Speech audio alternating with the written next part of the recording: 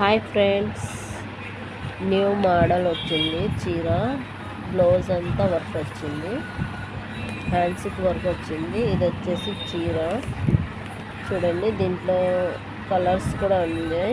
Cloth అయితే సూపర్గా ఉంది. చూడండి ఎంత బాగుందో క్లాత్. దీంట్లో వచ్చేసి కలర్స్ చూడండి.